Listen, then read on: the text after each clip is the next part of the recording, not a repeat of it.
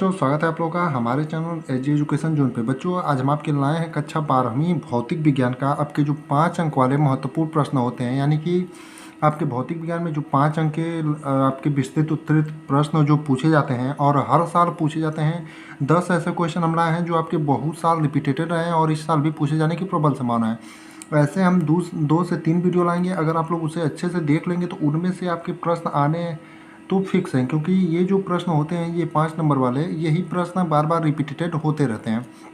प्यारे बच्चे, अगर आप लोग चैनल पर नए हैं तो चैनल को सब्सक्राइब कर लीजिए और वीडियो को लाइक करिए और वीडियो को अपने दोस्तों के साथ शेयर करना ना भूलिए। अब आइए देखते हैं पहला प्रश्न कौन सा है।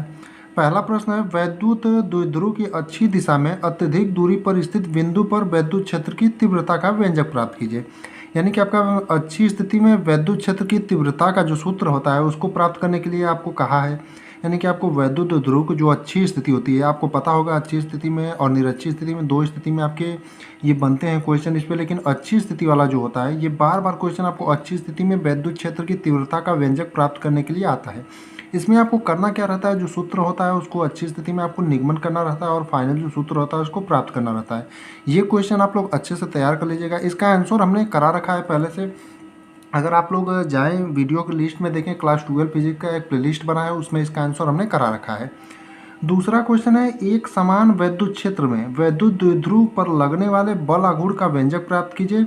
इसके आधार पर वैद्युत द्विध्रुव आघूर्ण की परिभाषा दीजिए। यानी आपसे अगर 1 नंबर के या 2 नंबर में भी प्रश्न ये इतना पूछ सकता है, वैद्युत द्विध्रुव आघूर्ण की परिभाषा दीजिए। लेकिन ये आपका विस्तृत उत्तरित प्रश्न है, अगर 2 नंबर में पूछेगा तो यहाँ से यहाँ तक आपका पूछ सकता है। अब इसमें आपसे पूछा है, एक समान जो वैद्युत क्षेत्र है उसमें स्थित वैद्युत द्विध्रुव पर लगने वाले जो बल आघूर्ण होते हैं उसकी गणना करनी है और उसके बाद इनके आधार पर जो है इसको आपको वैद्युत द्विध्रुव आघूर्ण की परिभाषा देनी है। आपको ये क्वेश्चन 5 नंबर में देखने को मिल सकता है। अगर पूरा मिलेगा तो 5 नंबर में, अगर यहाँ से इतना मिलेगा कि वैद्युत द्विध्रुव आघूर्ण को परिभाषित कीजिए, तो ये इतना अगर आपको मिलता है तो ये सिर्फ आपको 3 नंबर 2 नंबर इतने में ही मिल सकता है। अब अगला क्वेश्चन देखते हैं। अगला क्वेश्चन है गॉस की प्रमेय। गॉस का प्रमेय आप लोगों को पता होगा, ये हर साल परीक्षा में रिपीटेड रहा है। अगर सिर्फ आपको ये लिखेगा कि गॉस के प्रमेय का उल्लेख कीजिए तो आपको 2-3 नंबर में दे सकता है। लेकिन अगर इस प्रकार दे दिया कि सूत्र का निगमन कीजिए, जैसे गॉस के प्रमेय का उल्लेख कीजिए, इस प्रमेय का उपयोग करके एक समान आवेशित गोली कोश के बाहर केंद्र से r दूरी पर स्थित किसी बिंदु पर वैद्युत क्षेत्र की तीव्रता का सूत्र प्रतिपादित कीजिए। यानी अगर पहले आपको 2-3 नंबर में अगर देगा तो गॉस की प्रमेय लिखने को देगा, लेकिन ये विस्तृत उत्तरित प्रश्न है इसलिए इसमें देगा आपको इस प्रमेय का उपयोग करके, यानी गॉस के प्रमेय का उपयोग करके एक समान आवेशित गोली कोश के बाहर केंद्र से r दूरी पर स्थित किसी बिंदु पर वैद्युत क्षेत्र की तीव्रता का सूत्र प्रतिपादित करने को दे सकता है। ये आपको जितने हम 10 क्वेश्चन बताएंगे आप लोग इसे नोट डाउन कर लीजिएगा। और इस क्वेश्चन का भी आंसर हमने करा रखा है, ये आपका फिजिक्स का प्लेलिस्ट बना होगा, उसमें आप लोग जाइए। कुछ क्वेश्चन इसमें के हैं जिनका आंसर हमने नहीं कराया, तो इसका आंसर भी हम आगे आने वाले दिनों में आपको जरूर कराएंगे। अगला यानी कि चौथा क्वेश्चन है, समांतर प्लेट संधारित्र की धारिता का व्यंजक उत्पन्न कीजिए। इसकी धारिता को किस प्रकार बढ़ाया जा सकता है। यानी आपको पहले करना है समांतर प्लेट संधारित्र की धारिता का व्यंजक प्राप्त करना है। उसके बाद जो इसकी धारिता होती है उसको किस प्रकार बढ़ाया जा सकता है वो आपको बताना रहेगा। यानी कि आपको इसमें 2 प्रश्न अलग अलग, यानी कि इसमें सभी प्रश्न में आप देख सकते हैं कि 2 प्रश्न ऐड करके दिया है। यानी कि या तो उसकी परिभाषा लिखने को दे रहा है और उसका व्यंजक यानी कि सूत्र प्राप्त करने को दे रहा है, या फिर किस प्रकार कुछ अलग से एडअप करके आप देख सकते हैं 2-2 प्रश्न का मिक्सअप है। इससे होगा क्या, अगर आप लोग इन बड़े वाले प्रश्नों को तैयार करते हैं, अगर 3 नंबर 2 नंबर में पूछेगा तो आपका होगा कि छोटा वाला प्रश्न अपने आप तैयार हो जाएगा। अब अगला प्रश्न है, यानी कि 5वां प्रश्न है, मुक्त इलेक्ट्रॉनों के अपवाह वेग। यानी मुक्त इलेक्ट्रॉनों के अपवाह वेग से आप क्या समझते हैं। इसमें भी आपने देखा कि अब एक प्रश्न ऐड हो गया इसमें, मुक्त इलेक्ट्रॉनों के अपवाह वेग से आप क्या समझते हैं। मुक्त इलेक्ट्रॉनों के अपवाह वेग के आधार पर ओम के नियम की व्याख्या कीजिए। यानी कि अगर इतना आपसे पूछा आधा आधा, जैसे यहाँ से इतना पूछा मुक्त इलेक्ट्रॉनों के अपवाह वेग से आप क्या समझते हैं, तो ये 2 या 3 नंबर में पूछ सकता है। या फिर इतना पूछा मुक्त इलेक्ट्रॉनों के अपवाह वेग के आधार पर ओम के नियम की व्याख्या कीजिए, तो इतना भी 3 नंबर में पूछेगा। अगर दोनों को मिला के पूछा तो आपका 5 नंबर का एक विस्तृत उत्तरित प्रश्न तैयार हो गया। यानी मुक्त इलेक्ट्रॉनों के अपवाह वेग से आप क्या समझते हैं और मुक्त इलेक्ट्रॉन के अपवाह वेग के आधार पर ओम के नियम की व्याख्या कीजिए, आपसे इस प्रकार पूछ सकता है। अब अगला यानी कि छठा क्वेश्चन देखते हैं। छठा क्वेश्चन है वैद्युत परिपथ संबंधी किरचॉफ के दोनों नियम समुचित आरेख बनाकर समझाइए। यानी वैद्युत परिपथ का जो आपका किरचॉफ का नियम होते हैं, दो नियम आपको पता होगा होते हैं आपका, उनका जो है आरेख बनाकर दोनों को समझाना होगा। इसमें आपको करना क्या है, किरचॉफ के दोनों नियमों को सिंपल तरीके से आपको रट जाना है, यानी कि याद कर जाना है, और उनके आरेख किस प्रकार बनाए जाते हैं इसको अच्छे से देख लेना और इनको अच्छे से आपको समझा देना है। यानी किरचॉफ के आपको दोनों नियमों को याद कर लेना है।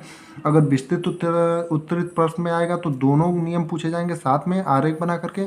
अगर लघु उत्तरी या अति लघु उत्तरी में आएगा तो कोई एक नियम पूछेगा, इसलिए आप लोगों को दोनों नियम याद कर जाने हैं। ये भी आपका किरचॉफ का नियम भी हर साल पूछा जाता है। अगला है व्हीट स्टोन सेतु का सिद्धांत क्या है। यानी व्हीट स्टोन सेतु जो है किस सिद्धांत पर कार्य करता है, ये आपसे पूछ सकता है। ये हमेशा लॉन्ग उत्तरी यानी कि दीर्घोत्तरी प्रश्न में पूछता है, हमेशा 5 नंबर में पूछा जाता है। इसमें व्हीट स्टोन सेतु का जो आपका सिद्धांत होता है उसको बताना रहता है, और इसमें आपका इसका फिगर जो होता है उसको दर्शा करके फिगर के साथ आपको पूरा इसका आंसर आपको लिखना पड़ता है, किस प्रकार इसकी क्रिया विधि होती है व्हीट स्टोन सेतु की, और इसका सिद्धांत किस सिद्धांत पर यह कार्य करता है पूरा आपको बताना रहेगा।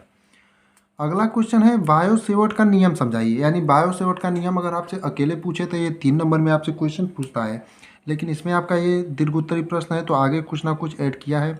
बायो सेवर्ट का नियम समझाइए। इस नियम का उपयोग करके एक वृत्ताकार धारावाही कुंडली के केंद्र पर चुंबकीय क्षेत्र के व्यंजक का निगमन कीजिए। यानी बायो सेवर्ट का पहले आपको नियम लिखना रहेगा, उसके बाद इसी नियम का उपयोग करके एक वृत्ताकार धारावाही कुंडली के केंद्र पर चुंबकीय क्षेत्र के व्यंजक का निगमन करना रहेगा। यानी कि आपको बायो सेवर्ट का जो नियम है उसको करने के बाद इस नियम का उपयोग करके आपको करना क्या है, एक वृत्ताकार धारावाही कुंडली के केंद्र पर चुंबकीय क्षेत्र के व्यंजक यानी चुंबकीय क्षेत्र का जो सूत्र होता है उसका निगमन करना है। यानी कि आपको सूत्र स्थापित करके आपको दर्शाना है। अगला यानी कि 9वां प्रश्न है दो समांतर धारावाही चालकों के बीच लगने वाले बल के सूत्र की स्थापना कीजिए तथा इस बल के आधार पर एम्पियर की परिभाषा दीजिए।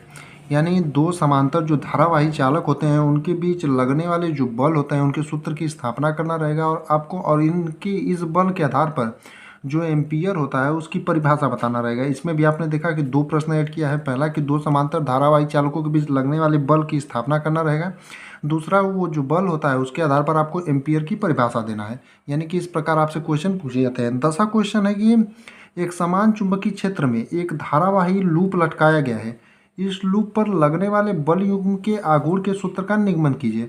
यानी एक समान कोई चुंबकीय क्षेत्र है उसमें एक कोई धारावाही लूप लटकाया गया है, इस लूप पर जो आपका लगने वाला बल युग्म का आघूर्ण होता है उसके सूत्र का आपको निगमन करना रहेगा। यानी कि इसमें ज़्यादातर जो प्रश्न थे आपको सूत्र के निगमन से ही संबंधित, यानी कि ज़्यादा आपको आंसर नहीं लिखना है, ज़्यादातर आपको डेरिवेशन ही करना है। यानी सूत्र का जो निगमन होता है वो आपको करना है। दीर्घ उत्तरी प्रश्नों में ज़्यादातर आपके सूत्र के निगमन से संबंधित क्वेश्चन ही पूछे जाते हैं, यानी कि आपको लिखना कम रहता है और सूत्र का निगमन ज़्यादा करना रहता है। तो जो सूत्र का निगमन है वो आपके प्रैक्टिस पर डिपेंड करना है कि आप कितनी प्रैक्टिस करते हैं, क्योंकि सूत्र का जो निगमन है उसे आप कितना भी याद करेंगे, सूत्र का निगमन अगर आप प्रैक्टिस करेंगे तो जल्दी याद होगा।